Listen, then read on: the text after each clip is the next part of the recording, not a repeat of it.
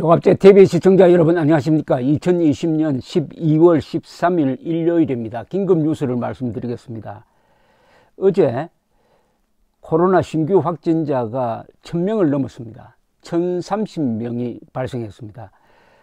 중앙방역대책본부가 방금 발표한 내용입니다. 국내 발생은 1002명, 해외 유입 사례는 28명, 합쳐서 1030명입니다. 어제는 발표가 950명이었습니다. 즉, 11일이죠. 11일 950명, 12일 1030명.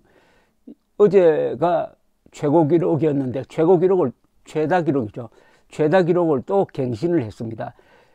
지난 1월 20일 코로나 사태가 시작된 이후 처음으로 신규 확진자가 1000명을 넘었습니다.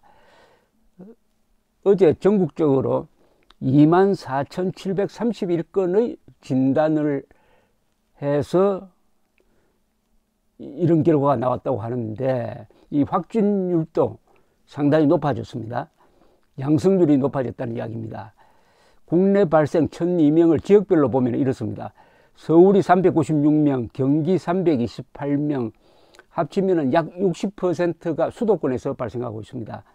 인천 62명, 그리고 비수도권의 경우에는 부산 59명, 대구 28명, 인천 62, 광주 14, 대전 13, 울산 8, 그리고 강원도 17명, 충북 15명, 충남 9명, 전북 8명, 전남 5명, 경북 18명, 경남 22명, 제주 3명, 세종시를 제외한 모든 광역시도에서 확진자가 나왔습니다. 그리고 사망자는 2사람이 늘어서 누적 사망자는 580명입니다. 위중한 환자는 179명입니다. 이 임수경 방역대책본부 상황총괄단장은 이렇게 이야기를 했습니다. 지난 8일 시작된 거리두기 2.5단계의 효과는 보통 일주일 후에 나타나기 때문에 당분간은 이 정도 숫자가 지속되지 않을까 예측한다고 했습니다.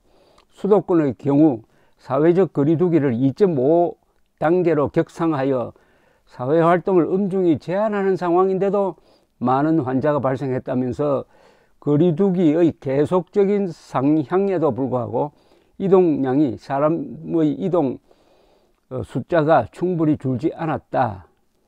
거리두기 효과가 아직 충분하지 않다라고 이야기를 했습니다.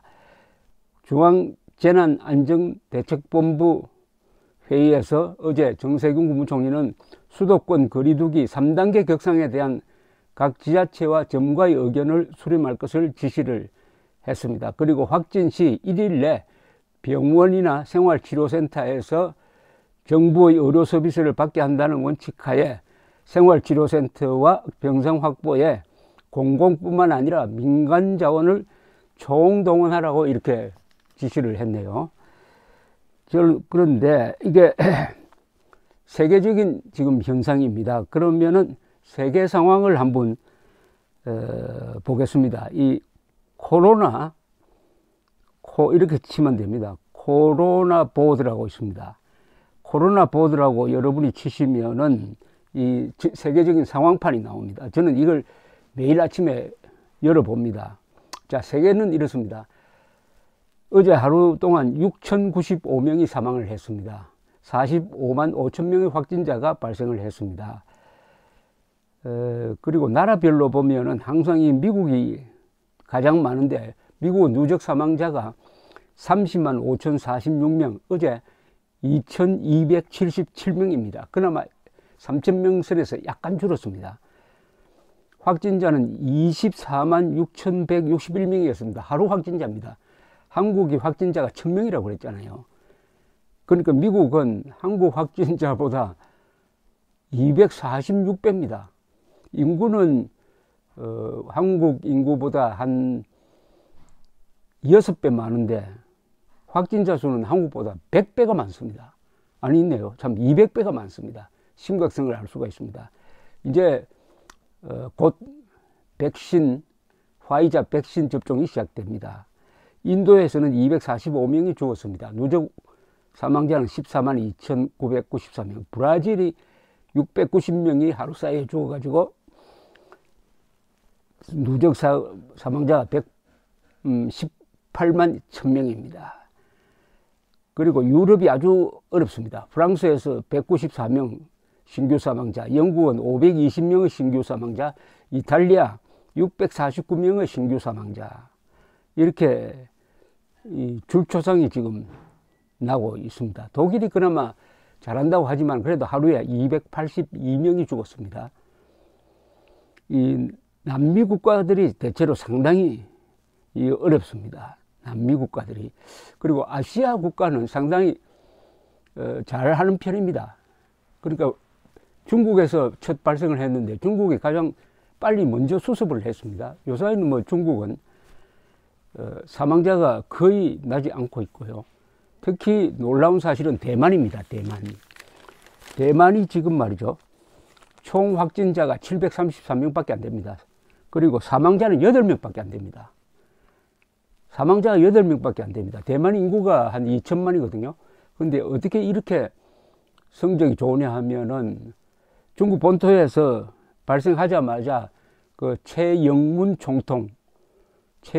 총통의 지시에 의해서 완전히 입국 금지를 시키는 등 해가지고 봉쇄 정책을 썼습니다. 그래서 대만이 지금 경제적 타격도 가장 덜 받는 나라가 됐습니다. 올해는 수십 년 만에 처음으로 대만의 경제 성장률이 중국을 능가할 가능성도 있다고 봅니다. 중국, 대만, 한국, 그리고 일본도 극복을 잘한 나라입니다. 그래서 일본이 오는 여름에 이 도쿄 올림픽을 상당히 밀어붙일 생각을 갖고 있다고 합니다. 문제는 이제 한국이 백신을 얼마나 확보를 해가지고 빨리 접종하느냐에 달려있죠. 백신을 어떻게 확보하느냐, 이게 지금 경쟁이 붙었는데 우리나라에서 백신을 지금 개발을 하지 않으니까 자연히 화이자라든지 미국 회사로부터 우리가 수입을 해야 되는데 이 외교적 노력에 어느 정도 이 정부가 성의를 보이고 있는지 아마 그 결과가 곧 나올 것으로 생각합니다. 이런 일이 있을 때마다 제가 여러분들한테 좀 안심시키기 위해서 말씀드리는 통계가 있습니다. 즉 불행한 일이지만은 너무 공황 상태로 갈 필요는, 패닉으로 갈 필요는 없다는 이야기입니다. 패닉으로 갈 필요는 없다. 우리는 인구가 5천만 명이니까 하루에 얼마나 많이 죽어나가겠습니까? 그래서 연간 독감으로 죽는 사람이 2,400명이다. 그런데 코로나는 현재 580명 정도다 이거죠. 그리고 교통사고로 연간 한 4,000명이 죽는다. 그것도 좀 감안을 해가지고 너무 놀라지 말자, 뭐 이런 뜻으로 말씀드립니다. 참고로 자살자는 한국이 자살률이 세계에서 가장 높은 나라인데 연간 한 10,000명 정도입니다. 코로나로 우리 또 사망률도 한 1.4%로 매우 낮은 편입니다. 우리의 의료 체제가 이게 보통이 아닙니다. 특히 이번에 코로나를 맞아서 여러 나라의 의료 체제의 성적표가 나왔습니다. 한국은 거의 탑 클래스라고 보면 됩니다. 이거는 문재인 정권이 잘했다기보다는 박정희 대통령의 의료보험에 기반한 의료체제, 그리고 무엇보다도 한국에서 지금 가장 유능한 인재들이 의과대학으로 가고 있는 것과도 관계가 있겠죠. 그리고 메르스 사태를 2015년에 치른 박근혜 정부가 질병관리체제를 강화한 것, 무엇보다도 경제가 이 정도 버티고 있는 것은 우리가 중화공업을 한 대여섯 개 든든한 걸 다 가지고 있다는 거죠.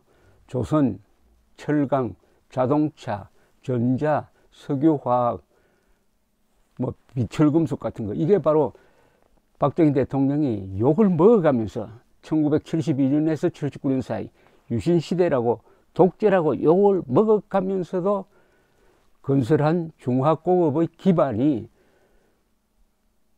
전염병 사태가 딱 오니까 한국 경제를 버티고 있다.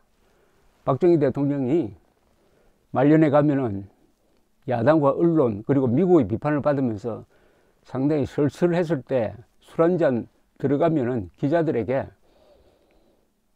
내가 죽으면 무덤에 침 뱉으라 라고 했다는 이야기가 그분의 고독한 어떤 심경을 대표하는 게 아니냐 하는 생각이 듭니다.